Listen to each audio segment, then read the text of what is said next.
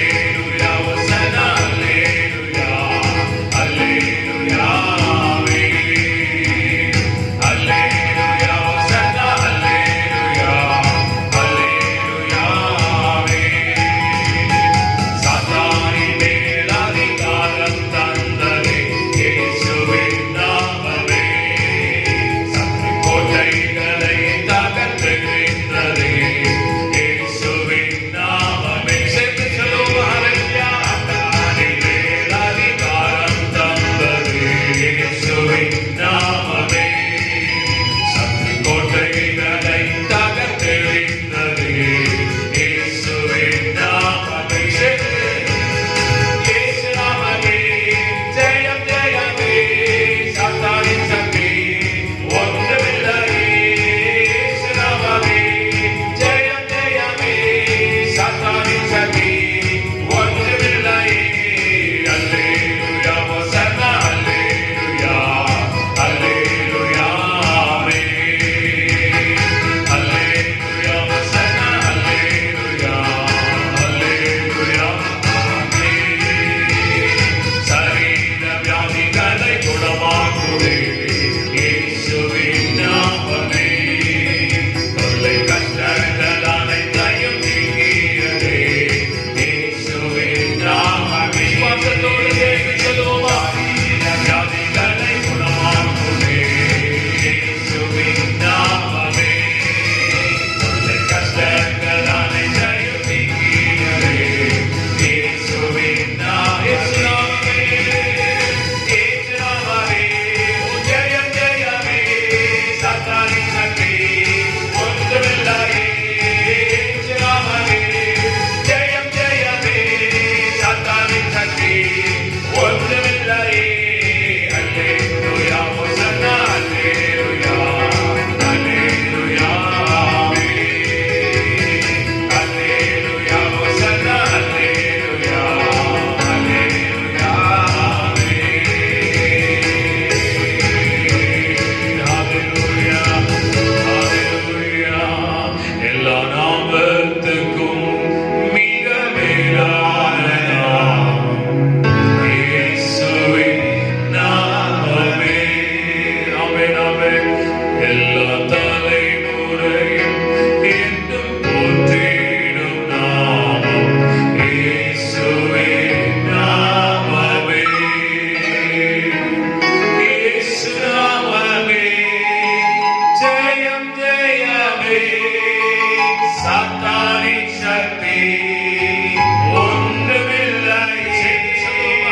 இயேசு நாமமே ஜெயம் ஜெயமே சாத்தானின் சக்தி ஒன்றுமில்லையே.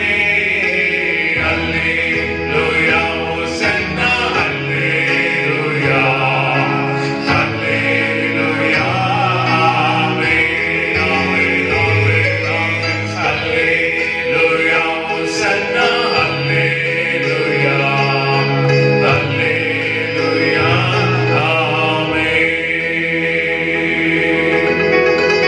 சரீர வியாதிகளை குணமாக்குதே இயேசுவின் நாமமே. தொல்லை கஷ்டங்கள் அனைத்தையும் நீக்கியதே இயேசுவின் நாமமே. விசுவாசத்தோடு நம்முடைய சரீர வியாதிகளை அவன் தொல்லைகளை மாற்றக்கூடிய அவருடைய நாமத்திற்காய் இயேசுவின் நாமமே. தொல்லை கஷ்டங்கள் அனைத்தையும் நீக்கியதே இயேசுவின்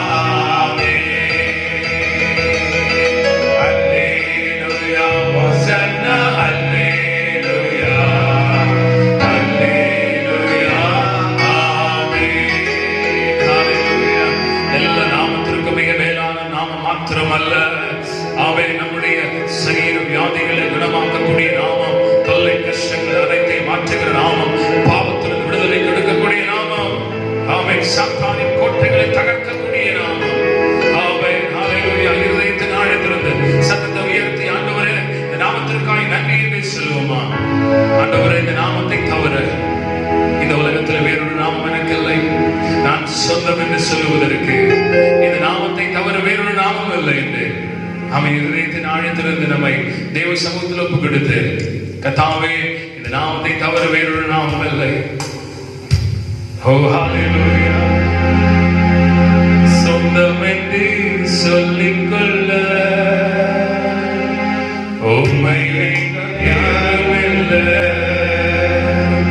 சொத்து என்று அள்ளிக்கொள்ள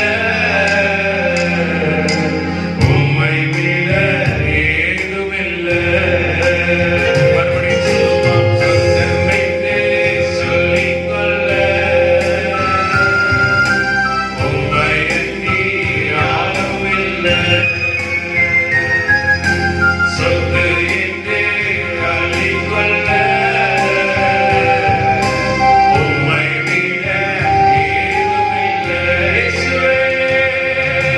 இயேசுவே, இயேசுவே, இயேசுவே, எல்லாம் இயேசுவே. இயேசுவே, இயேசுவே, எல்லாம் இயேசுவே. கரும்புகளா நான் சுகமானேன். உம் வார்த்தையினால் நான் பெலனானேன். நான் பெலனானேன். நான் பெலனானேன். உம் தழும்புகளா நான் சுகமானேன். உம் வார்த்தையினால் நான் பெலனானேன். நான் பெலனானேன். நான் பெலனானேன். சொந்தம் என்று சொல்லிக்கொள்ள இயேசுவே, உம்மை தவிர எனக்கு யாருமில்லை. யாருமில்லை. சொத்து என்று அள்ளிக்கொள்ள உம்மை விட ஏதுமில்லை.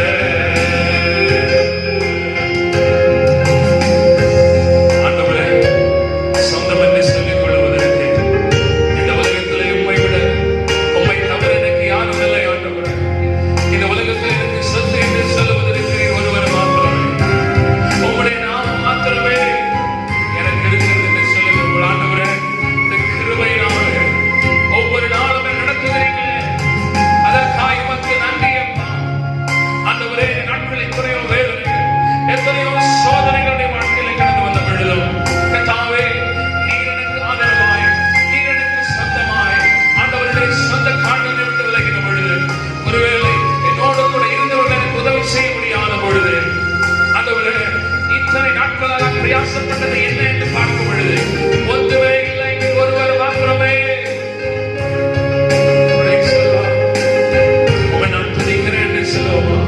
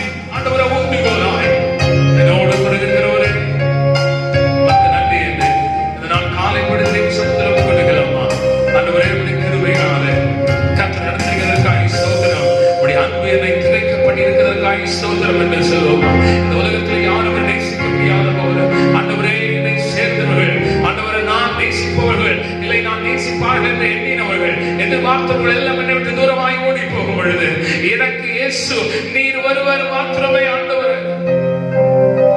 வேதனை மத்தியிலுடைய கண்ணீர் மத்தியில் கண்ணீரை துடைக்கக்கூடிய தகப்பனா, என்னுடைய கண்ணீரை காண்கிற தேவனா, ஆமென் ஆண்டவரே, என்னோடு கூட என்னை தேற்றுகிற தேற்றவாளனா, இந்த நாட்களில் இருக்கிறீர்கள். இதற்காக மக்கள் நம்பியிருப்பா. தாய் மறக்கும் பொழுது மறக்காத கர்த்தர், புருஷனுடைய மனைவியை புரிந்து கொள்ள முடியாத பொழுது, என்னுடைய பிள்ளைகள் என்னை ஆண்டவரை தள்ளி விட்ட பொழுது கர்த்தரை சேர்த்துக் கொண்டு இவற்றுமாய் தாயாக தகப்பனாயோடு அதற்காக மக்கள் நன்றி என்று தேவனுடைய கருத்தில் ஒப்புக்கொடுக்கலாம். மக்கள் தாமைகளை தாழ்த்துகிறோம். நீர் ஒருவர் மாத்திரமே எங்களோடு கூட இருந்து எங்களுக்கு உதவி செய்யும். தனிமைப்படுத்தப்பட்ட சூழ்நிலைகளை, வேதனையான சூழ்நிலைகளை, வருத்தப்படுகிற கண்ணீர் வடிக்கக்கூடிய சூழ்நிலைகளை எங்களுக்கு ஆதரவாக இருக்கிற கர்த்தரே, எங்களை தாழ்த்துகிறோம். உடைய கரங்களை அர்ப்பணிக்கிறோம். உடைய பிரசன்னத்தினால் இயேசுவின் நாமத்தில்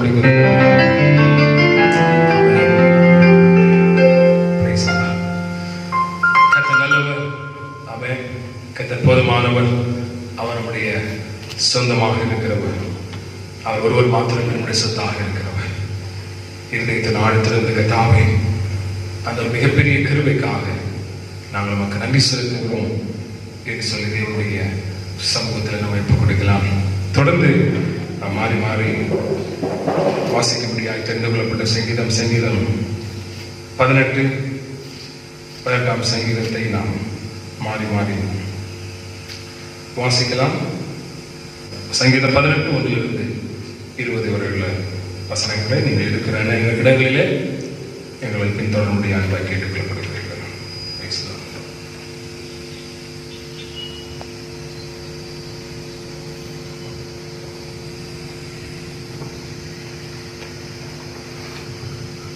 மாறி மாறி வாட்சி முறையாக தெரிந்து கூட வேத பகுதி சங்கீதம் 18 வசனங்கள் 1 20 வரை. சங்கீதம் 18 வசனங்கள் 1 20. ராகத்தாளனுக்கு ஒப்புவிக்கப்பட்ட சங்கீதம். கர்த்தரோட தாசனாக தாவீது இந்த பாட்டின் வார்த்தைகளை கர்த்தர் தன்னுடைய எல்லா சத்துருக்கள் கைக்கும் சவுலன் கைக்கும் நீங்களாக்கி விடுவித்த நாளிலே பாடினது. என் பெண்ணனாகிய கர்த்தாவே, உம்மில் அன்பு கூறுவே. கர்த்தரின் கண்மலையும் என் கோட்டையும் என் ரட்சிப்பும் என் தேவனும் நான் நம்பியிருக்கிற என் துருகமும் என் கேடகமும் என் ரட்சணிய கூம்பும் என் உயர்ந்த அடைக்கலமானவர். துதிக்கு பாத்திராகிய கர்த்தரை நோக்கி கூப்பிடுவேன். அதனால் என் சத்துருக்களுக்கு நீங்களாக்கி ரட்சிக்கப்படுவேன். மரணக்கட்டுகள் என்னை சுற்றிக் கொண்டது, துர்ச்சன பிரவாகம் என்னை பயப்படுத்தினது. பாதாள கட்டுகள் என்னை சூழ்ந்து கொண்டது, மரண கண்ணிகள் என் மேல் விழுந்தது. எனக்குண்டான நெருக்கத்திலே கர்த்தரை நோக்கி கூப்பிட்டு தேவனை நோக்கி அபயமிட்டேன். தமது ஆலயத்திலிருந்து என் சத்தத்தை கேட்டார். அவர் கூப்பிடுதல் அவர் சன்னதியில் போய் அவர் செவிகளில் ஏறிற்று. அப்பொழுது பூமி அசைந்து அதிர்ந்தது. அவர் கோபம் கொண்டபடியினால் பர்வதங்கள் அசைபார்கள் குலுங்கி அசைந்தது. அவர் நாசியிலிருந்து புகை எழும்பிற்று. அவர் வாயிலிருந்து பட்சிக்கிற அக்கினி புறப்பட்டது. அதனால் தழல் மூண்டது. வானங்களை தாழ்த்தி இறங்கினால் அவர் பாதங்களின் கீழ் காரிருள் இருந்தது. கேருபின் மேல் ஏறி வேகமாய் சென்றார். காற்றின் செட்டைகளை கொண்டு பறந்தார். இருளை தமக்கு மறுவிடமாக்கினார். கருங்குணல்களையும் ஆகாயத்து கார் மேகங்களையும் தம்மை சூழ கூடாரமாக்கினார். அவருடைய சன்னதி பிரகாசத்தினால் அவருடைய மேகங்கள் பறந்து விலகிற்று. கல்மழையும் நெருப்பு தழலும் விழுந்தது. கர்த்தர் வானங்களிலே குமரினார். உன்னதமானவர் தமது சத்தத்தை துணிக்க பண்ணினார்.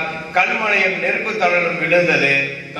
தம்முடைய அம்புகளை எய்து அவர்களை சிதறடித்தார். மின்னல்களை பிரயோகித்து அவர்களை கலங்கப்படினார். அப்பொழுது கர்த்தாவே, உம்முடைய கண்டிதத்தினாலும் உம்முடைய நாசின் சுவாச காற்றினாலும் தண்ணீர்கள் மதவுகளை திறவுண்டு பூதலத்தின் அஸ்திபாரங்கள் காணப்பட்டது. உயரத்திலிருந்து அவர் கை நீட்டி என்னை பிடித்து ஜலப்பிரவாகத்திலிருந்து என்னை தூக்கிவிட்டார்.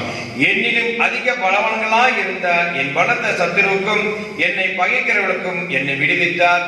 என் ஆபத்து நாளில் எனக்கு எதிரிட்டு வந்தார்கள். கர்த்தரோ எனக்கு ஆதரவாயிருந்தார். அவர் விசாலமான இடத்திலே என்னை கொண்டு வந்து என் மேல் பிரிமா இருந்தபடியால் என்னை தப்புவித்தார். கர்த்தர் என் நீதிக்கு தக்கதாக எனக்கு பதிலளித்தார். என் கைகளின் சுத்தத்திற்கு தக்கதாக எனக்கு சரி கட்டினார். பிதா குமாரன் பரிசுத்த ஆவியின் நாமத்துக்கு மகிமை உண்டாவதாக. அதிலே இப்படிப்பட்ட சதா காலம் மகிமை உண்டாவதாக. ஆமென். கர்த்தர் சங்கீதத்தினால நம்மை ஆசீர்வதிப்பாராக. வசனம் சொல்லுகிறது, ஆபத்து நாளில் எனக்கு எதிர்த்து வந்த ஆட்கள் கர்த்தரோ எனக்கு ஆதரவாயிருந்தார். அது மாத்திரமல்ல, எனக்கு என்னிலும் பலவான்களாயிருந்த பலத்த சத்துருவுக்கும் என்னை பகைக்கிறவர்களுக்கும் என்னை விடுவித்தார். வசனம் சொல்லுகிறது. நாட்களிலே சங்கீதத்தை போல ஒருவேளை பல எதிர்த்து வரக்கூடிய சத்துருக்களை விடுவித்து பாதுகாக்கக்கூடிய கர்த்தர் நம்மோடு இருக்கிறார். அதனால தான் சங்கீதக்காரன் சொல்ல, என் பலனாகி கர்த்தாவை மேல் அன்பு கூறுவேன், என்னுடைய பலன் நீர். அதனால இன்னைக்கு இந்த காலை பொழுதுல கர்த்தரை ஆராதிக்கக்கூடிய ஒவ்வொரு கர்த்தரை பிள்ளைகளும் நீங்க சொல்ல வேண்டிய காரியம், ஆண்டவரே நீர் என்னுடைய பலனாக இருக்கிறேன், கர்த்தரின் பலனாக இருக்கிறார், என்னுடைய பலவீனத்தில் அவனுடைய பலனாக இருக்கிறார் என்று சொல்லி நம்ம ஒரு நாள் தேவ சமூகத்தை துதிப்போம். சங்கீதத்தினால கர்த்தர் நம்மை ஆசீர்வதிப்பாராக. அருமையான கர்த்தருடைய பிள்ளைகளே, இந்த நாட்களிலே நாம் கர்த்தரை தொடர்ந்து ஆராதித்துக் கொண்டிருக்கிறோம். ஒரு எத்தனை பேர் உண்மையாக இந்த நாட்களை ஆராதிக்கிறீர்கள் என்று சொல்லி எனக்கு தெரியாது. ஒருவேளை பலரும் இந்த நாட்களை ரொம்ப நிசாரமாக, நான் சொன்ன மாதிரி ஆரம்பத்தில் ரொம்ப சீரியஸாக எடுத்துக்கொண்டு எங்க பாஸ்டர் 9 மணி ஆச்சு என்ன காணோம் அப்படின்னு சொன்ன நிறைய ஆட்கள் இன்னைக்கு காணல இல்லையா? இன்னைக்கு அவர்கள் எந்த எப்படிப்பட்ட ஆராதனைகளை செய்து கொண்டிருக்கிறார் என்பது எனக்கு தெரியல. கர்த்தர் பார்க்கிறவர், கர்த்தர் கவனிக்கிறவர். அதனால எந்த அளவுக்கு சீரியஸாக கர்த்தரை ஆராதிக்கிறீங்கன்னு எனக்கு தெரியல. ஆகவே இந்த நாட்களில் மிகவும் பிரயாசப்பட்டு சில காரியத்தை ஒருவேளை நம்ம 1 மணி நேரம் கூட இல்லாதபடிக்கு இந்த ஆராதனைகளை நம்ம யூடியூப்லேயே இல்லை மற்ற இணைய வாயிலாக நம்ம அனுப்பி கொண்டிருக்கிறோம், இல்லை செய்து கொண்டிருக்கிறோம். இதற்காக அநேக நேரங்களை எடுத்து சோதனை சரி பண்ணி ரெடி பண்ணியில் வந்து தேவ சமூகத்தில் ரெக்கார்ட் பண்ணி ஒரு எல்லா காரியங்களையும் செய்து தான் நாங்கள் பண்ணி கொண்டிருக்கிறோம். ஆகவே இதை நீங்கள் சாதாரணமாக ஏதோ ஒரு 20 நிமிஷம் 30 நிமிஷம் 1/2 மணி நேரம் ஏதோ ஒன்று ரெக்கார்ட் பண்ணி போடுறாங்க அப்படின்னு சொல்லி நினைக்க வேண்டாம். ஆமென்.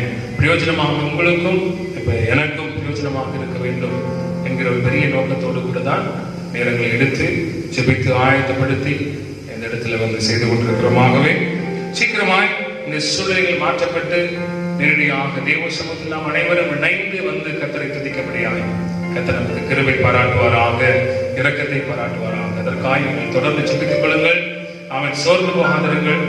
சோர்ந்து போனால் கண்டிப்பாக நாம் சோர்ந்து போகிறவனுக்கு கர்த்தர் சத்துவம் கொடுக்கிறார். ஆனால் சோர்ந்து போகிறவன் மறுபடியும் தன்னை புதுப்பித்துக் கொள்ள கர்த்தர் வாய்ப்புகளை கொடுத்துக் கொண்டிருக்கும் பொழுது வாய்ப்புகளை பயன்படுத்தி எழுந்து நிற்க கர்த்தர் அவன் கிருபை பாராட்டபடியாக நமக்கு கொடுப்போம். ஸ்தோத்திரம். விசேஷமாக இந்த நாட்களிலே பிறந்த நாளை திருமண நாளை காண்கிற மக்களுக்காக நாம் தொடர்ந்து ஜெபிப்போம்.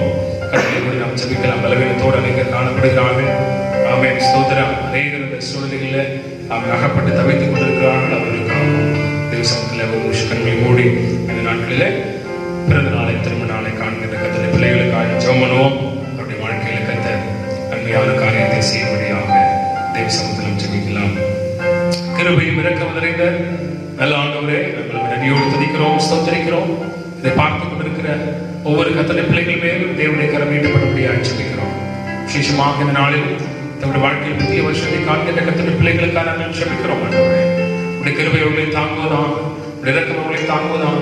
ஆண்டவர்கள் எங்கிருந்தால் கர்த்தாவே, தேவன் தம்முடைய புதிய கிருபையினால் நீடித்த நாட்களாக கர்த்தர்களை திருப்தியாகும்படியாக ஜெபிக்கிறோம். கர்த்தருமாய் நடத்துகிறபடினால நமக்கு நாங்கள் இந்த புதிய வருடம் ஆசீர்வாத நன்மையாய் மாற்றப்படபடியாக ஜெபிக்கிறோம். அதே போல நம்முடைய குடும்ப வாழ்க்கையில் புதிய வருஷத்தை காண்கின்ற கர்த்தருடைய பிள்ளைகளுக்காக நாங்கள் ஜெபிக்கிறோம். ஆண்டவரே, நம்முடைய குடும்ப வாழ்க்கை ஆசீர்வதிக்கப்படுவதாக, அவருடைய குடும்ப வாழ்க்கையில ஆண்டவர் கர்த்தர் நன்மையும் ஆசீர்வாதத்தை கற்றுக் கொடுக்கும்படியாக ஜெபிக்கிறோம். ஆண்டவரே, அவருடைய வாழ்க்கை நமக்கு பிரியமுள்ள வாழ்க்கையாய் தொடர்ந்து திகழ கர்த்தருடைய விஷயத்தை ஜெபிக்கிறோம். இயேசுவின் நாமத்தில் நல்ல பிதாவே, ஆமென். ஆமென். ஹல்லேலூயா. சத்தமாய் சொல்லலாமே, ஹல்லேலூயா. கர்த்தர் நம்மோடு. யாக்கோபின் தேவன் நமக்கு உயர்ந்த அடைக்கலமானவர். இந்த நாட்களில் எத்தனை பேர் ஆமென் ஸ்தோத்திரம் தேவ சமூகத்தில் உற்சாகத்தோடு கூட இருந்து கொண்டிருக்கிறீர்கள் என்று எனக்கு தெரியவில்லை. ஆனாலும் நாட்களில் விசேஷமாக ஒவ்வொரு நாளும் மாலை பொழுதிலும் நாங்கள் குழுவாக ஜெபித்துக் கொண்டிருக்கிறோம். 9 மணியிலிருந்து 10 to 10:30 மணி வரைக்கும் நாங்கள் ஜெபித்துக் கொண்டிருக்கிறோம். கர்த்தருடைய பிள்ளைகள் அதில் இணைந்து கொண்டிருக்கிறார்கள். அவர்கள் இணைய விருப்பம் இல்லாதவர்கள் இணைய மாட்டார்கள். ஆமென். தேவ சமூகத்தில் ஜெபிக்க வேண்டும் என்று நினைக்கிறவர்கள் அந்த நேரங்களில் இணைந்து கொண்டிருக்கிறார்கள். ஏன்னு சொன்னால் கர்த்தருடைய சமூகத்தில் ஜெபிப்பதற்கு ஒருவேளை நான் அதை அழைக்கிறேன் இல்லை செய்கிறேன், அதை எனக்காக அல்ல. நம்ம இணைந்து ஜெபிக்கும்படி பெரிய மாற்றத்தை இந்த நாட்களிலே ஆமென் தேசம் சந்தித்துக் கொண்டிருக்கக்கூடிய இந்த சூழ்நிலைகளிலும் ஆமென் அதை பெற்றுக்கொள்ள முடியும் என்கிற ஒரு பெரிய நிச்சயத்தோடு கூட நம்பிக்கையோடு கூட ஜெபித்துக் கொண்டிருக்கிறோம். கர்த்தர் நம்மை தொடர்ந்து அதன் மூலமாக ஆசீர்வதிப்பாராக. நீங்கள் நேரம் கிடைக்கும் பொழுது ஒருவேளை இணைய வேண்டும் என்று விருப்பம் இருக்கிறவர்கள் தயவு செய்து எங்களை தொடர்பு கொண்டு வருகிற அந்த கிட்டத்தட்ட 2 வாரங்கள் கூட என் மாதத்தில் இருக்கிறது. அடுத்த மாதத்திலேயாவது நாம் தொடர்ந்து கர்த்தரை ஆராதிப்பதற்குரிய ஒரு பெரிய நம்பிக்கையின் எதிர்பார்ப்பு நமக்கு இருக்கிறது. அதனால அதை நோக்கி நாம் பிரயாணப்படுவோம். அதுவரைக்கும் கிடைக்கக்கூடிய நேரங்களில் அவருமாய் கூடி ஜெபிக்கும் பொழுது நீங்கள் அதில் இணைந்து ஜெபிக்கும்படியாய் அன்பாய் கேட்டுக்கொள்ளப்படுகிறீர்கள். கர்த்தர் நம்மை ஆசீர்வதிப்பாராக. வேதத்தின் ஒரு பகுதியை ஒரே ஒரு வசனத்தை வாசித்து தொடர்ந்து இன்றைய தினத்திற்கு இந்த தியானத்தை தியானித்து சுருக்கமாக தியானித்து நம்ம முடிக்கலாம். நிறைய பேருக்கு இன்னைக்கு மொபைல்ல இது பண்றதுன்னு சொன்னா நிறைய இடத்துல அதிக நேரம் என்று செல்வது அவங்களால இன்னைக்கு உட்கார முடியல. 10 நிமிஷம் 15 நிமிஷம்னால என்ன செய்யறாங்க, வேற ப்ரோக்ராம்னா வேற காரியங்கள் தான் இன்னைக்கு மக்கள் என்ன செய்யறாங்க, உட்கார்ந்து இருக்கிறாங்க. பொதுவாகவே கர்த்தருடைய காரியம் சொல்லும் பொழுது இன்னைக்கு மக்களுக்கு நேரம் கொடுக்க முடியல. வீட்டில் இருந்தாலும் இன்னைக்கு அநேக அலுவல்கள் வந்து விட்டது வீடுகளிலே. நிறைய காரியங்களை சுத்தி வச்சிருக்கிறான். காலையில் எழுந்தால் இப்போ இன்னைக்கு திங்கள் டு ஞாயிறு ஃபுல்லா வேற எந்த காரியமும் இல்லை. ஞாயிற்றுக்கிழமை ஆராதனைங்கிற காரியத்தை இன்னைக்கு நிறைய பேர் தள்ளி விட்டுருக்கிறாங்க, மறந்துருக்கிறோம். அருமையான கர்த்தருடைய பிள்ளைகளே, நம்முடைய தேவ சமூகத்துல நம்முடைய ஆலயத்துக்கு வரக்கூடிய கர்த்தருடைய பிள்ளைகள் இந்த நாட்களில் அப்படிப்பட்ட எந்த எண்ணத்தையும் அப்படிப்பட்ட காரியத்தையும் வழக்கத்தையும் நீங்கள் ஒரு நாளும் அதை நீங்கள் உங்களுக்குள்ளாக கொண்டு வந்து விடாதீர்கள். அந்த நேரங்களில் கர்த்தரை ஆராதிங்கள், அந்த நேரங்களில் கர்த்தரை துதியுங்கள். ஆமென், பிரைஸ் தி லார்ட், ஹல்லேலூயா. நீங்கள் சபை வரலாற்றை பார்க்கும் பொழுது ஆரம்ப காலத்தில் சபை ஸ்தாபிக்கப்படக்கூடிய சூழ்நிலைகளில் கிறிஸ்தவர்கள் அடிக்கப்பட்டார்கள், கொல்லப்பட்டார்கள், ஆராதனை பண்ண முடியாது, கூடி ஜெபிக்க முடியாது. அந்த சரித்திரத்தை நீங்கள் வாசித்து பாருங்கள். அதன் மத்தியிலையும் கர்த்தரை என்ன செய்தாங்க, ஆராதித்தாங்க. இன்னைக்கு நமக்கு நல்ல வீட்டில் இருக்கிறோம், அந்த ஒரு விஷயம் தான். ஆனால் ஆராதிப்பதற்கு எந்த தடையும் இல்லை. ஆகவே நீங்கள் உண்மையாக கர்த்தரை ஆராதிங்க, உண்மையாக கர்த்தரை தொழுது கொள்ளுங்கள். நம்மை நாமே தான் என்ன செய்ய முடியும், ஏமாற்ற முடியும், கர்த்தரை ஏமாற்ற முடியாது. ஹல்லேலூயா. அதனால தொடர்ந்து கர்த்தர் நம்மை ஆசீர்வதிப்பாராக. வீட்டில் ஒரு வசனத்தை நாம் வாசிக்கலாம். ஒருவேளை பலருக்கும் பரிச்சயமான வசனமாக இருக்கலாம். ஏசாயா 26ஆம் அதிகாரம் 1 4 வரையுள்ள வசனத்தை வாசிக்கலாம். அக்காலத்திலே யூதா தேசத்தில் பாடப்படும் பாட்டாவது, பலனான நகரம் நமக்கு உண்டு, ரட்சிப்பை அதற்கு மதலும் அருணமாக ஏற்படுத்துவார். சத்தியத்தை கை கொண்டு வருகிற நீதியுள்ள ஜாதி உள்ளே பிரவேசிப்பதற்காக வாசல்களை திறவுங்கள். உம்மை உறுதியாய் பற்றி கொண்ட மனதையுடையவன் உம்மையை நம்பியிருக்கிறபடியா நீர் அவனை பூரண சமாதானத்துடன் காத்துக் கொள்ளுவேன். கர்த்தரை நினைக்கும் நம்புங்கள், கர்த்தராகிய யெகோவா நித்திய கன்மலையாயிருக்கிறார். ஆமென், ஹல்லேலூயா.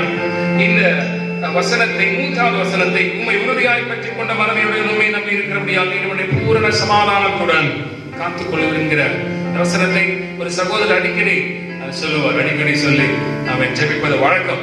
இந்த வசனம் எந்த அளவிற்கு நம்முடைய வாழ்க்கையிலே ஆமென் ஸ்தோத்திரம் அபியாசப்படுத்தப்பட்டிருக்கிறது என்பதை இந்த நாளிலே நாம் யோசித்து பார்க்க வேண்டும். ஆமென்.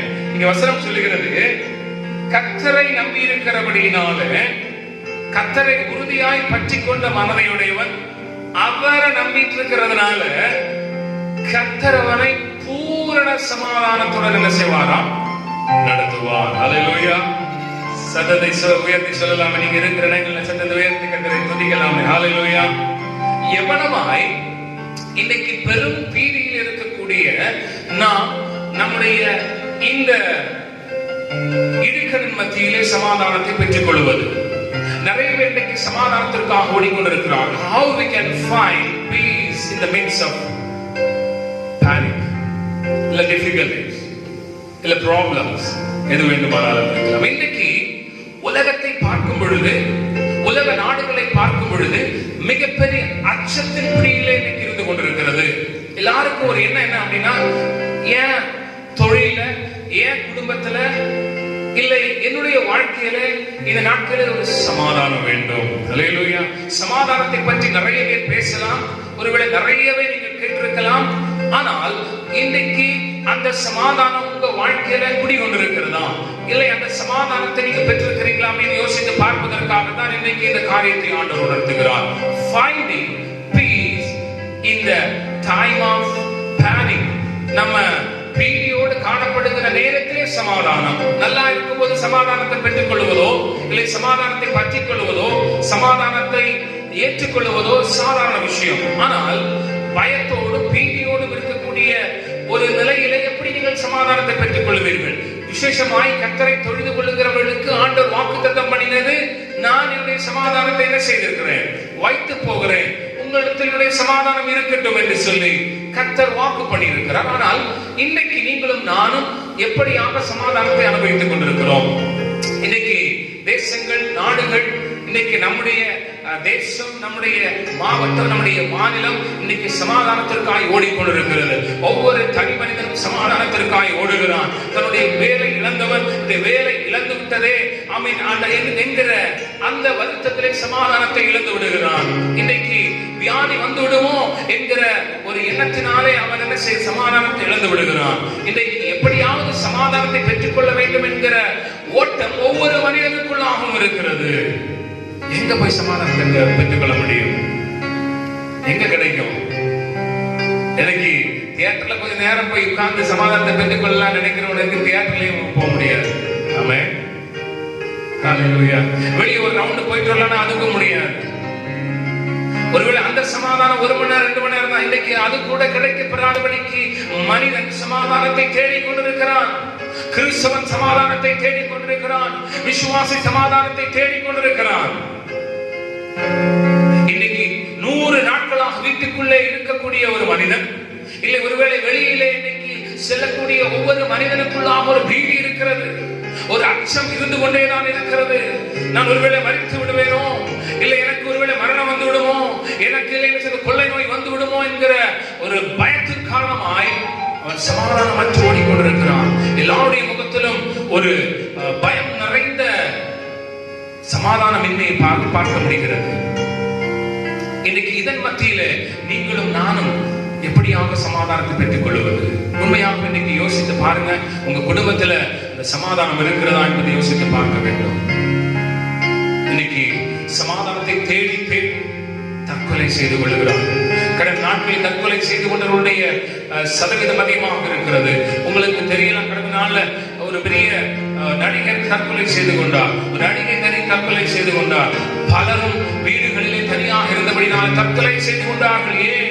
அவருடைய இருதயத்தில் சமாதானம் இல்லை, மனதளவில் பாதிக்கப்பட்டு விட்டார்கள். ஒரே ஒரு விஷயம், சமாதானம் இல்லை, சமாதானம் இல்லை.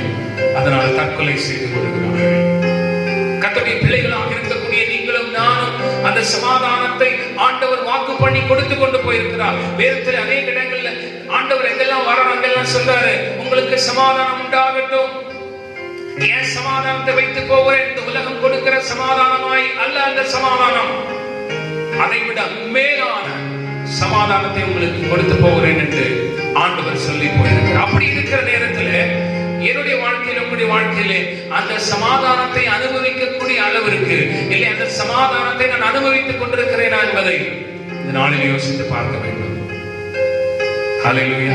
நீங்க எல்லாம் யோசித்து பாருங்க, உங்க குடும்பத்துல தேவனுடைய சமாதானம் இருக்கிறதா? இங்க கர்த்தரை நம்பி இருக்கிறவன், அவரை உறுதியாக பற்றி கொண்டிருக்கிறவனுக்கு கர்த்தர் எப்படி அவரை பாதுகாப்பார்? பூரண சமாதானம், பெர்ஃபெக்ட் பீஸ், பூரண சமாதானம் அவனுக்குள்ளாக இருக்கும். ஒருவேளை நீங்கள் அங்கலாய்க்கலாம், ஆண்டவரே இத்தனை நாட்களாக ஜெபித்துக் கொண்டிருக்கிற, வேத வாசிக்கிற, அவன் கிறிஸ்தவராக இருக்கிற, விசுவாசியா இருக்கிற, பூரண சமாதானம், அப்படி ஒரு சமாதானமே எனக்கு தெரியாது என்று சொல்லி யோசிக்கலாம்.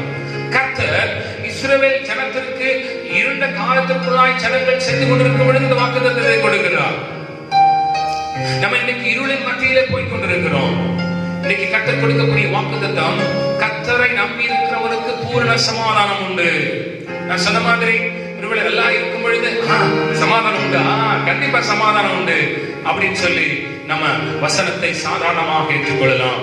ஆனால் கஷ்டங்கள் மத்தியிலே, இருளின் பாதையிலே பிரயாணப்படும் பொழுது, நெருக்கங்கள் மத்தியிலே போகும் பொழுது, நாம் துவண்டு இருக்கக்கூடிய சூழ்நிலைகளில, நம்முடைய மனது கசங்கி இருக்கக்கூடிய சூழ்நிலைகளில, இனம் புரியாத வேதனைகள் நம்முடைய இருதயத்தை ஆழ்த்தும் பொழுது ஆமென், அந்த சமாதானம் என்னுடைய இருதயத்தை நிரப்புவதற்கு ஏதுவாக இருக்கிறதா என்பதை இந்த நாளில் யோசித்து பார்க்கிறேன். அந்த சமாதானத்தை பெற்றுக் கொள்ளக்கூடிய அளவுக்கு நாம் இருக்கிறோமா? நான் சொன்ன மாதிரி திரும்ப சொல்றேன், நல்லா இருக்கும் பொழுது ஏற்றுக்கொள்வது ஒன்றும் பிரச்சனை இல்லை. ஆனால் கஷ்டமான நேரத்தில், ஆனால் கடினமான நேரத்தில் தேவ சமாதானம் என்னுடைய வாழ்க்கையில இருக்கிறது பெற்றுக்கொள்ள முடியும் என்கிற நம்பிக்கை நம்முடைய வாழ்க்கையில் இருக்கிறதா என்பதை யோசித்து பார்க்க வேண்டும். அதாவது ஆண்டவர் சொல்றாரு, உங்கள் இருதயம் கலங்காதிருப்பதான் என்னுடைய சமாதானத்தை நான் என்ன செய்திருக்கிறேன், வைத்து போயிருக்கிறேன் என்று கர்த்தர் சொல்லுகிறார். ஹல்லேலூயா. சத்தமாய் சொல்லாமே ஹல்லேலூயா. சமாதானத்தை இழந்த மக்கள் இன்னைக்கு அநேகர் இருந்து கொண்டிருக்கிறார்கள். இந்த கொரோனால நீங்க 1000 பேர் எடுத்து 1000 பேருக்கு கேட்டாங்க, அதில் 999 பேர் என்ன சொல்லுவாங்க, I lost my peace. என் சமாதானம் எல்லாம் போச்சு, என்னுடைய சமாதானத்தை நான் இழந்து விட்டேன். ஏன் அப்படின்னா, நான் வியாபாரம் பண்ணிட்டு இருந்தேன், வியாபாரம் போச்சு. நான் தொழில் செய்து கொண்டிருந்தேன், தொழில் போச்சு. நான் வேலை செய்து கொண்டிருந்த வேலை போச்சு. அதனால சமாதானத்தை நல்ல வருமானம் இருந்தது, என் பிள்ளைகள் என் குடும்பத்தை கவனிப்பதற்குரிய வருமானம் எனக்கு இருந்தது. இன்னைக்கு அவைகள் எல்லாம் போய்விட்டது. சமாதானம் இல்லை. சமாதானத்தை இன்னைக்கு தேடிக்கொண்டிருக்கிறேன் என்று சொல்லுவாங்க. ஏழு சில கொரோனால இல்லை இந்த கொள்ளை நோயால என்னுடைய குடும்பத்தை இழந்து விட்டேன், நான் நேசித்தவர்களை இழந்து விட்டேன், அதனால சமாதானம் போய்விட்டது. அருமையான கர்த்தருடைய பிள்ளைகளே, இது நடுவில் எவ்வளவாய் நீங்கள் சமாதானத்தை தேடி பிடித்துக் கொண்டிருக்கிறீர்கள். இன்னைக்கு நம்முடைய வாழ்க்கை சமாதானமற்று அலைகிறதா? திரும்ப வசனத்தை சொல்லுகிறேன், கர்த்தரை உண்மையாய் பற்றி கொண்டிருக்கிற மனதை உடையவனுக்கு கர்த்தர் பூர்ண சமாதானத்துடன் பாதுகாத்துக் கொள்கிறார். இன்னைக்கு அந்த சமாதானத்தை பெற்றுக் கொள்வதற்கு ஆண்டவர் நமக்கு உதவி செய்வாராக. வசனம் சொல்லுகிறது, சமாதானம் என்கிற எபிரேய பதத்திற்கு ஷாலோம் என்று அர்த்தம். ஷாலோம் என்று சொல்லுவது ஆரோக்கியத்தின் சிறந்த தன்மை என்று பார்க்கப்படுகிறது.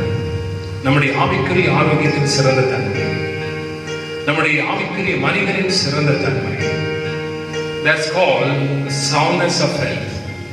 அதான் ஷாலோம். சமாதானம் உண்டாகட்டும், சமாதானம் இருக்கட்டும். இன்னைக்கு நம்முடைய ஆவிக்குரிய ஆத்துமா மனிதன் ஆரோக்கியமாக இருக்கிறானா என்பதை யோசித்து பார்க்க வேண்டும். நிறைய காரியத்தை நான் இன்னைக்கு சொல்ல முடியும். இன்னைக்கு கர்த்தர் கொடுக்கக்கூடிய சமாதானம் எப்படிப்பட்டது? எரேமியா 6 அதிகாரம் 14 வசனத்தில் இவனமாய் சொல்லுகிறது. என்ன சொல்லுகிறது சொன்னால், சமாதானம் சமாதானம் என்று சொல்லுவார்கள், வெளிப்படையான உண்மையான சமாதானம் இருக்காது. அதை மட்டும் நான் வாசிக்கும்படியாக விரும்புகிறேன். முக்கியமான ஒரு காரியத்தை சொல்லி நான் முடிக்கும்படியாக விரும்புகிறேன். எரேமியா 6 அதிகாரம் 14 வசனம் என்ன சொல்லுகிறது என்று சொன்னால், 6 அதிகாரம் 14 வசனம், சமாதானம் இல்லாமல் இருந்தும் சமாதானம் சமாதானம் என்று சொல்லி என் ஜனத்தின் காயங்களை மேற்பூச்சாய் குணமாக்குகிறார்கள். சமாதானம் இல்லை, ஆனாலும் சமாதானம் சமாதானம் சொல்றாங்க. இன்னைக்கு அநேகருடைய வாழ்க்கையில அவனமாகத்தான் காணப்படுகிறது. கர்த்தருடைய சமாதானம் முதல்ல பூரணமானது. இந்த உலகத்துல கொடுக்கக்கூடிய சமாதானத்தை போல உள்ளதல்ல. அநேகருடைய சமாதானம் மேல சமாதானம் மாதிரி காண்பிக்கிறாங்க, உள்ளேயோ தேங்கி நிற்கக்கூடிய தண்ணியை போல உள்ள அழுக்கு பாசி எல்லாம் நிறைந்ததாக இருக்கிறது. ஆண்டவர் ஒரு நாள் அந்த சமாதானத்தை கலக்குவார். அவன் அப்பதான் தெரியுது உண்மையான சமாதானமா இல்ல மேல அப்படியே சமாதானம் மாதிரி காண்பித்துக் கொண்டிருக்கிறதா. அப்படின்னு கர்த்தர் கொடுக்கக்கூடிய சமாதானம் பூரணமானது. அல்லேலூயா. இன்னைக்கு உங்க மனதுல உங்க இருதயத்துல தேவனுடைய சமாதானம் உங்களுக்கு நிறைந்திருக்கிறதா? நல்ல யோசித்து பார்க்க முடியாம தேவ சமூகத்தில் விரும்ப கொடுக்கிறேன். 3 காரியத்தை நான் சொல்லி முடிக்கும்படியாக விரும்புகிறேன். யோவான் 20 அதிகாரம் 19 வசனம் இவ்வளமாய் சொல்லுகிறது, சீஷர்கள் ஆண்டவராகிய இயேசு கிறிஸ்து சிலுவையில மரித்த பிறகு மரித்து அடக்கம் பண்ணப்பட்ட அந்த நாளில ஒரு வீட்டிற்குள்ளாக அமர்ந்திருக்கிறான். அங்கே அழகாக அந்த வசனம் சொல்லுகிறது. அதை நீங்கள் என்னோடு கூட இணைந்து வாசிக்கும்படியாக விரும்புகிறேன். யோவான் 20 அதிகாரம் 19ஆம் வசனம் இவ்வளமாய் சொல்கிறது. வாரத்தின் முதல் நாளாகி அதே தினம் சாயங்கால வேளையில் சீஷர்கள் கூடிய நேரத்தில் யூதர்களுக்கு பயந்ததினால் கதவுகள் பூட்டப்பட்டிருக்க இயேசு வந்து நடுவே நின்று உங்களுக்கு சமாதானம் என்றார். அவங்க என்ன பண்ணாங்களா? முதல்ல ஒரு மனிதனுடைய வாழ்க்கையில சமாதானம் எடுபடுவதற்குரியதான காரியம் என்னமாக இருக்கின்ற பயம். ஆமென். இங்க சீஷர்கள் யூதருக்கு பயந்ததுனால கதவுகள் எல்லாம் அடைச்சிட்டு உள்ள போய் என்ன செய்திருக்கிறாங்க? உட்கார்ந்து இருக்கிறாங்க. இன்னைக்கு அநேகருடைய வாழ்க்கையில தாங்கள் எதிர்கொள்ளக்கூடியதான சூழ்நிலைகளை குறித்ததான பயம், எதிர்காலத்தை குறித்ததான பயம். என் வாழ்க்கையில இன்னைக்கு கொரோனா இல்லை கொள்ளை நோய் என் வாழ்க்கையில மிகப்பெரிய சேதத்தை ஏற்படுத்தி இருக்கிறது. அதனால என்னுடைய எதிர்காலம் என்னவாகும், இல்லை நாளை தினம் என்னவாகும், இல்லை இந்த வியாதி வந்துவிட்டால் என்னுடைய நிலைமை என்னவாகும் என்கிற பயப்படுதல் இன்னைக்கு சமாதானத்தை இழக்க செய்திருக்கிறது. இன்னைக்கு தேசம் எங்கும் இருக்கக்கூடிய ஜனங்களுடைய இதயத்துல வரக்கூடிய முதல் விஷயம் பயம். இங்க சீஷர்களுக்கு பயம் வந்ததுனால சமாதானம் போயிட்டு, அதனால உள்ள வந்துட்டு ஆண்டவர் உடனே சொல்றாரு, உங்களுக்கு சமாதானம். ஏன் வேற எதாவது சொல்லாம, நல்லா இருக்கீங்களா, என்னப்பா அப்படி ஒரு மாதிரி இருக்கீங்க, பரவாயில்ல தைரியமா இருங்க. முதல்ல ஆண்டவர் சொன்ன வார்த்தை, உங்களுக்கு சமாதானம் உண்டாகும். அவங்க பயந்து அடங்கி இருந்தாங்க. என்னைக்கு ஒரு மனுஷனுடைய வாழ்க்கையில அவருடைய சூழ்நிலைகளை குறித்ததான பயம் வருகிறதோ அன்றைக்கு அவருடைய சமாதானம் எடுபட்டு போகிறது. அருமையான கர்த்தருடைய பிள்ளைகளே, இன்னைக்கு நீங்கள் பயப்பட்டிருக்கக்கூடிய எந்த காரியமாயிருந்தாலும் எடுத்து தேவ சமூகத்தில் வைத்து விடுங்கள், அதை எடுத்து கலைந்து விடுங்கள். நீங்கள் பயப்படுகிற விஷயத்தினால உங்களுடைய சமாதானத்தை முற்றிலும் இழக்கக்கூடிய சூழ்நிலையில் இருக்கிறீர்கள். நிறைய விஷயத்தை நீங்கள் அடைச்சிடுறீங்க.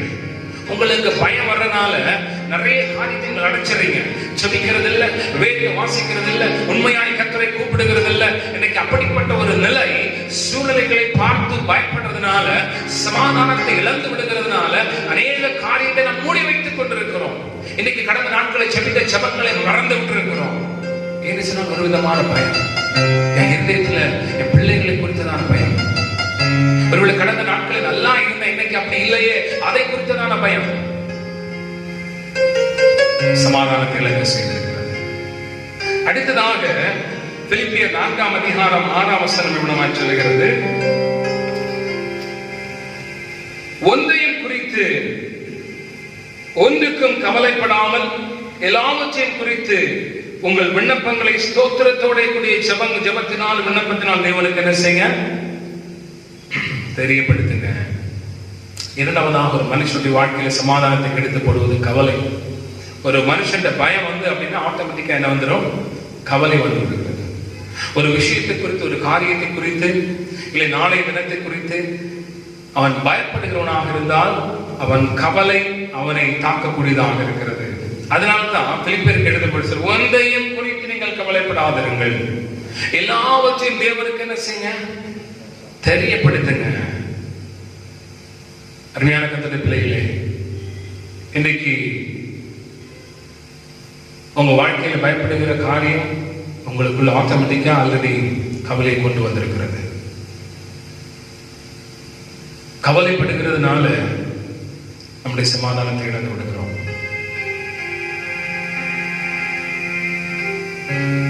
உங்களுக்கு தெரியணும் எப்படி தேவ சமூகத்தில் உங்களுடைய கவலைகளை தெரியப்படுத்துவது. எதை குறித்து கவலைப்படாதபடிக்கு எல்லாவற்றையும் குறித்து உங்கள் விண்ணப்பங்களை ஸ்தோத்திரத்தோட கூடிய ஜெபத்தினாலும் வேண்டுதலாலும் தேவனுக்கு தெரியப்படுத்துங்க. நிறைய பேர் தேவனுக்கு தெரியப்படுத்துறதில்லை. அதனால இன்னைக்கு கவலைப்பட்டு தன்னுடைய சமாதானத்தை இழந்திருக்கிறார்கள். அருமையான கர்த்தருடைய பிள்ளையை, நீ இன்றைக்கு எதை குறித்து கவலைப்பட்டுக் கொண்டிருக்கிறாய்? உன்னுடைய வாழ்க்கை குறித்து கவலைப்படுகிறாயா? நேற்று தினத்தில் கொலை குற்றத்திற்காக பிடிக்கப்பட்ட போலீஸ் அதிகாரி வேண்டுமாய் சொன்னார், என்னுடைய எதிர்காலத்தை குறித்து நான் கவலைப்படுகிறேன், எதிர்காலத்தை குறித்து வேதனைப்படுகிறேன், எதிர்காலம் எவ்வளவாக இருக்குமோ என்று சொல்லி எனக்கு தெரியாது. என்று சொன்னால் செய்த தவறுக்காக பயப்படுகிறார். அதே போல இன்றைக்கு ஒன்றுமே இல்லாத காரியங்களுக்காக பயந்து கவலைப்படுகிற அநேக கிறிஸ்தவர்கள் இருக்கிறார்கள். கவலை வரும் பொழுது எல்லாருடைய வாழ்வில் துடை தெரியப்படுகிறது. சமாதானத்தை இழந்து விடுகிறார், சந்தோஷத்தை இழந்து விடுகிறார். கேளுங்க, என்ன எப்படி இருக்கிறீங்க? ரொம்ப கவலை. இதை குறித்து என் பிள்ளைகளை குறித்த கவலை. நாளைக்கு என் கையில் ஒண்ணுமே இருக்காது அப்படிங்கிறது குறித்து கவலை. அதனால சமாதானத்தை இழந்து விட்டிருக்கிறேன். மூன்றாவதாக சந்தேகம் சமாதானத்தை இழக்க செய்கிறது. பேதுரு ஆண்டவர் 4ஆம் சாமத்தில் கடல் நடந்து வரும் பொழுது, படகு அருகே வரும் பொழுது பேதுரு ஆண்டவரை பார்த்துட்டு சொல்ல, ஆண்டவரை நீரே ஆனால் நான் கடல்ல இறங்கி என்ன செய்றேன், நடந்து வர்றேன் அப்படின்னு சொல்ல. அவனுக்குள்ள ஒரு சந்தேகம், ஒருவேளை இயேசுவாக இருந்தால் இன்னைக்கு நிறைய நேரத்துல கர்த்தருடைய காரியத்தை சந்தேகிப்பதனால கர்த்தரை வாழ்க்கையில செய்ய முடியுமா, அவர் செய்வாரா என்கிற சந்தேகம் நம்ம இதயத்துல நம்மள சமாதானத்தை இழக்க செய்திருக்கிறது. இன்னைக்கு எத்தனை பேர் இன்னைக்கு சந்தேகப்பட்டு கொண்டிருக்கிறோம் இருக்கிறீங்க? How many of you really have doubted God? சந்தேகப்படுவதாக இருப்பீர்கள் சொன்னா உங்க இதயத்துல சமாதானம் இருக்காது. பயப்படுவீங்கன்னா சமாதானம் இருக்காது. கவலைப்படுவீங்கன்னா சமாதானம் இருக்காது. இல்லையா? சந்தேகப்படுவீங்கன்னா சமாதானம் இருக்காது. கர்த்தரை சந்தேகப்படுகிற குணம் நம்ம இடத்துல இருக்கிறதா? நிறைய இடத்துல கர்த்தரை சந்தேகப்பட்டு கொண்டிருக்கிறோம். கடந்த வாரத்தில் சொன்ன மாதிரி ஒரு சகோதரி இடத்துல சொல்லும் பொழுது, ஜெபித்துக் கொண்டிருக்கிறோமானால் ஜெபத்திற்கு பதில் தரவில்லை, அவர் செய்ய முடியுமா, செய்வாரா என்கிற சந்தேகம் நாட்கள் ஆக நம்மிடத்தில் வருகிறது. தேசத்தில் மாற்றம் உண்டாகுமா என்கிற சந்தேகம், விடுதலை கிடைக்குமா என்கிற சந்தேகம், என் வாழ்க்கை ஆண்டவர் மாற்றுவாரா என்கிற சந்தேகம், என் பிள்ளைகளுடைய நிலைமை ஆண்டவர் மாற்றுவாரா என்கிற சந்தேகம் ஒரு பெரிய சமாதான மின்மையை ஏற்படுத்துகிறது. அருமையான கர்த்தருடைய பிள்ளைகளே, இன்னைக்கு நீங்களும் நானும் கர்த்தரை பின்பற்றுவது, தொழுது கொள்வது எதற்காக? அவருடைய வார்த்தைகளை நம்ப வேண்டும், விசுவாசிக்க வேண்டும், அவருடைய வாக்குத்தத்தத்தை ஏற்றுக்கொள்ள வேண்டும் என்பதற்காக. என் சமாதானத்தை உங்களை வைத்து போகிறேன் சொன்னாங்க. தெய்வ சமாதானம் இருதயத்தை ஆழ கடவுது என்கிறதை சந்தேகப்படுகிறதுனால இன்னைக்கு சமாதானத்தை இழந்திருக்கிறோம். சமாதானம் எப்படி கிடைக்கும்? ஹல்லேலூயா. கர்த்தரை ஏற்றுக்கொள்வது மூலமாக. அதே பிலிப்பியர் 4ஆம் அதிகாரம் 7ஆம் வசனம் என்ன சொல்லுகிறேன்னா, எல்லாவற்றையும் தேவனுக்கு கர்த்தருக்கு என்ன செய்யப்படணுமா, தெரியப்படுத்த வேண்டும். அப்பொழுது எல்லா புத்திக்கும் மேலான தேவ சமாதானம் உங்கள் இருதயங்களையும் உங்கள் சிந்தைகளையும் கிறிஸ்து இயேசுவுக்குள்ளாய் காத்துக்கொள்ளும். நீங்கள் தெரியப்படுத்தும் பொழுது இயேசு கிறிஸ்துவின் மூலமாய் தேவ சமாதானம் உங்கள் இருதயத்தில் கிடைக்கும். ஹல்லேலூயா. கவலைப்படாதபடிக்கு எல்லாவற்றையும் ஜெபத்தோடு வேண்டுதலோடு விண்ணப்பத்தோடு கர்த்தருக்கு தெரியப்படுத்துங்க. இன்னைக்கு என்னென்ன விஷயத்திற்காக நீங்கள் கவலைப்பட்டுக் கொண்டிருக்கிறீங்க? சந்தேகப்படாதபடிக்கு, அவன் கவலைப்படாதபடிக்கு, சந்தேகப்படாதபடிக்கு, பயப்படாதபடிக்கு தேவ சமூகத்தில் தெரியப்படுத்துங்க. இயேசு கிறிஸ்து ஒருவர் மாத்திரமே உங்களுக்கு சமாதானத்தை கொடுக்க முடியும். அவருடைய பரிசுத்த ஆவி மாத்திரமே உங்களுக்கு சமாதானத்தை கொடுக்க முடியும். கலாத்தியர் 5ஆம் அதிகாரம் 2ஆம் வசனத்துல கவனமாய் சொல்கிறது, கிறிஸ்துவுடைய சிலுவையின் இரத்தத்தினால் உங்களுக்கு சமாதானத்தை கற்றுக் கொடுத்திருக்கிறார். ஹல்லேலூயா. ஆகவே இன்றைக்கு பயத்தினால சமாதானத்தை இழந்து, கவலையினால சமாதானத்தை இழந்து, சந்தேகத்தினால சமாதானத்தை இழந்து இந்த சூழ்நிலைகளுக்கு நடுவாய் சிக்கிக் கொண்டிருக்கிற கர்த்தருடைய பிள்ளையே, நீ உடைய தேவ சமூகத்தில் ஒப்புக் கொடுத்து, ஆண்டவருடைய சமாதான நாட்கள் நிறைவேற்ற நிறைவேற்றட்டும். இந்த வாழ்க்கையிலே வெறுப்பு ஏற்பட்டிருக்கிறது, சமாதானமே இல்லை, நிறைய இடத்தில் தற்கொலை செய்து கொள்ளலாமா என்று சொல்லி யோசித்திருக்கிறேன். என் வாழ்க்கையை முடித்துக் கொள்ளலாமா என்று நினைத்த அநேகர் உண்டு. இன்னைக்கு கர்த்தர் உங்களோடு கூட பேசுகிறார். கர்த்தருடைய சமாதானம் இதயத்தை ஆளுகிறதா, இல்லை பயமும் துக்கமும் சந்தேகமும் இதயத்தை ஆண்டு கொண்டிருக்கிறதா? எதற்காக கவலைப்படுகிறீங்க? எல்லாவற்றையும் அப்படின்னா we have to make known to him every time. ஒவ்வொரு நேரம், எல்லாவற்றிலும், எல்லா நேரத்திலும் கர்த்தருக்கு என்ன செய்ய வேண்டுமா?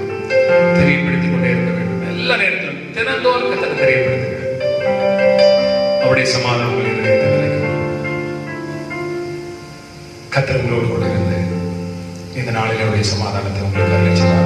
கண்களை மூடி தேவ சமூகத்தில், ஆண்டவரை என்னை பயப்படுத்துகிற விஷயம் என்ன? என் குடும்பம், என் வேலையுடைய காரியம், நான் எதிர்காலத்தில் நினைத்த ரொம்ப பயப்படுறேன், நாளை நினைத்தா ரொம்ப பயப்படுறேன், என்னால முடியல. அதனாலே சமாதானம் பறிக்கப்பட்டு போயிருக்கிறது. ரொம்ப கவலைப்படுறேன். அதனால சமாதானம் போய் பறிக்கப்பட்டிருக்கிறது. ஆண்டவரே, இவைகள் எல்லாவற்றின் மத்தியிலும் கர்த்தருக்கு செய்வான் என்கிற சந்தேகம். நாளை தினத்தில் எனக்கு என்ன நடக்க போகிறதோ என்கிற கர்த்தருக்கு துணை நிற்பாரோ என்கிற சந்தேகம் என்னுடைய சமாதானத்தை முழுவதுமாய் இன்றைக்கு பறித்திருக்கிறது. அந்த கொள்ளையினுடைய சூழ்நிலையிலே என்னுடைய சூழலில் மாற்றப்பட்டதனால் ஒரு பெரிய பயம், சமாதானத்தை இழந்திருக்கிறேன். இவருடைய வெளியே பார்க்க நல்லாதான் இருக்கிறேன். உள்ளுக்குள்ள ஒரு இனம் புரியாத சமாதானமின்மை, உள்ளுக்குள்ள சமாதானமற்ற சூழ்நிலை, தனியாக நான் கண்ணீர் வடித்துக் கொண்டிருக்கிறேன். யாரிடத்தில் சொல்லுவதற்கு தெரியவில்லை. எதை செய்தாலும் தோல்வி. இந்த நாட்கள் எங்கே நான் திரும்பி பார்க்க முடியவில்லை. என்னுடைய வாழ்க்கையில் மிகப்பெரிய வேதனை. உட்கார்ந்த இடத்தில் உட்கார்ந்து கொண்டிருக்கிறேன். எவ்வளவு உழைத்தாலும் எனக்கு போதியதான வருமானம் இல்லை. சமாதானத்தை இழந்திருக்கிறேன். மனம் உடைந்திருக்கிறேன் என்று சொல்கிறவர்கள் தேவ சமூகத்தில் தெரியப்படுத்துவீர்களா?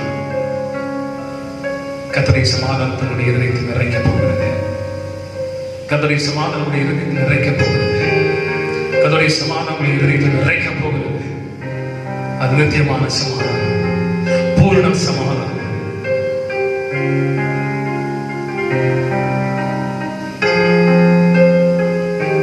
கர்த்தருடைய சமூகத்தில் வைப்பு கொடுப்போம். ஆண்டவரே, உம்முடைய சமாதானத்தில் நிரப்பும்.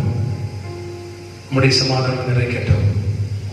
உம்முடைய சமாதானம் நிறைக்கட்டும். ஆண்டவரே, என் குடும்பத்தை நிறைக்கட்டும், என் பிள்ளைகளை நிறைக்கட்டும், என் வாழ்க்கை முழுவதும் உடைய சமாதானம் நிறைக்கட்டும். என் தொழில் மேலுடைய சமாதானம் உண்டாகட்டும். ஆண்டவரே, என்னுடைய பிரயாணத்தினுடைய சமாதானம் உண்டாகட்டும். ஒருவேளை இந்த நாட்களில் கர்த்தாவே ஆண்டவரே, உண்மை உறுதியாய் பற்றிக் கொண்ட மனதை உண்மையை நம்பி இருப்பதனால அவனை பூரண சமாதானத்துடன் காத்துக் கொள்ளுகிற வசனம் எனக்கு தான். ஆண்டவர், நான் உண்மை உறுதியாய் பற்றிக் கொண்டிருக்கிறேன். ஒன்றை குறித்து கவலைப்படுவதில்லை. ஏன் சொன்ன எல்லாவற்றையும் உம்மிடத்தில் தெரியப்படுத்துகிறேன். உம்முடைய சமாதானம், தேவ சமாதானம் இடையிறத்தில் நினைக்கட்டும். நீங்க ஒருவர் மாத்திரமே சமாதானத்தை கொடுக்க முடியும். பல நேரத்தில் பிரயாசப்பட்டு பல இடத்துல ஓடி இருக்கிறேன். சமாதானம் பெறுவதற்காக பல காரியத்தை செய்திருக்கிறேன். பாவத்தை கூட செய்திருக்கிறதுக்கு சமாதானம் கிடைக்குமா என்று சொல்லி ஆண்டவரே, இந்த நாளில் என்னை தாழ்த்தி அர்ப்பணிக்கிறேன். இந்த நாட்களில் விசேஷ சமாதானம் எனக்கு தாருங்க. விசேஷ சமாதானத்தை எனக்கு தாருங்க. நாங்கள் நல்லா சாப்பிட்டுக்கிறேன், ஆனால் இருதயத்தில் ஒரு பெரிய சமாதானம் இல்லாத சூழ்நிலை. ஆண்டவரே, பிள்ளைகள் முன்பாய், மனைவி முன்பாய், புருஷன் முன்பாய் நல்லா இருக்கிற இருதயத்திற்குள்ள ஒரு இனம் புரியாத சமாதானம் இன்மையுடைய இருதயத்தை வாட்டிக் கொண்டிருக்கிறது. இருதயத்தை வதக்கிக் கொண்டிருக்கிறது. சமாதானம் இல்லை. கர்த்தாவே, உம்முடைய நித்திய சமாதானம் என்னை சமாதானப்படுத்தும். இந்த நாட்களில் கஷ்டத்தோடு, பிரயாசத்தோடு, கண்ணீரோடு, வியாதியோடு, மருத்துவர்கள் இருக்கிறவர்கள் இருக்கிறார்கள். ஆண்டவரை கர்த்தருக்கு சமாதானத்தை கொடுக்கபடியாக ஜெபிக்கிறோம். தங்களுடைய வாழ்க்கையிலே பல விதங்களில் ஒடுக்கப்பட்டு உடைக்கப்பட்டிருக்கிறவர்கள் இருக்கிறார்கள். அவர்களுக்கு அந்த சமாதானத்தை கொடுக்கபடியாக ஜெபிக்கிறோம். கர்த்தாவே, பூரண சமாதானத்தை தேவன் பிள்ளைகளுக்கு கொடுத்து அவர்களை கர்த்தர் பாதுகாத்து நடத்தபடியாக ஜெபிக்கிறோம். திருச்சபைகளுக்காக ஜெபிக்கிறோம். வியாதிப்பட்டவர்களுக்காக ஜெபிக்கிறோம். வயதுகளுக்காக ஜெபிக்கிறோம். இந்த நாட்கள் இந்த கொள்ளையோய் முழுவதுமாய் தேசங்களை விட்டு மாற்றப்படும்படியாக ஜெபிக்கிறோம். ஆண்டவரே, உலகம் முழுவதும் பாதிக்கப்பட்டிருக்கிற நாடுகள், தேசங்கள், மாநிலங்கள், மாவட்டங்கள் இயேசுவின் இரத்தத்தினால அவை சுத்திகரிக்கப்படுவதா ஒரு பெரிய விடுதலை கர்த்தர் தேசங்களை கட்டளையிடும்படியாக ஜெபிக்கிறோம். பொருளாதார சீர்குலைவுகள் மாறுவதாக, ஆண்டவரை விலையேற்றங்கள் மாறுவதாக, ஆண்டவர் அரசியல் சூழல்கள் மாறுவதாக, ஆட்சியாளர்கள் ஆண்டவரை ஞானமாய் இந்த நாட்களில் மக்களை அணுகும்படியாய் கர்த்தர் ஜெபிக்கிறோம். கொடூரங்கள் மாறுவதாக, கொலைகள் மாறுவதாக, பலாத்காரங்கள் மாறுவதாக இயேசுவின் நாமத்தினால இன்னைக்கு ஜனங்களை பிடித்து வைத்திருக்கிற பிசாசின் அந்தகாரங்கள் இயேசுவின் நாமத்திலே மாற்றப்பட்டபடியாக ஜெபிக்கிறோம். பெரிய சமாதானம் தேசத்தின் மேல் நிழலும்படியாக ஜெபிக்கிறோம். எங்களை தாழ்த்துகிறோம். கர்த்தர் அப்படிப்பட்ட சமாதானத்தினால நாட்களை நிறைக்கும்படியாக ஜெபிக்கிறோம். இயேசுவின் நாமத்தில் நல்ல பிதாவே, என் ஆத்மாவே கர்த்தரை ஸ்தோத்திரி, என் முழுமையோடு பரிசுத்த நாமத்தை ஸ்தோத்திரி. என் ஆத்மாவே கர்த்தரை ஸ்தோத்திரி. கர்த்தர் செய்த சகல உபகாரங்களை மறவாதே. நம்முடைய கர்த்தராகிய இயேசு கிறிஸ்துவின் கிருபையும் பிதாவாகிய தேவனுடைய பரிசுத்த ஆவியானவருடைய சிநேகமும் ஐக்கியமும் பாதுகாப்பும் நம் அனைவரோடு விசேஷமாக கேட்டுக்கொண்டிருக்கிற பார்த்துக் கொண்டிருக்கிற அனைத்து கர்த்தருடைய பிள்ளைகளோடு திருச்சபை அனைத்து குடும்பங்களோடும் தங்கி நிலைத்திருப்பாராக.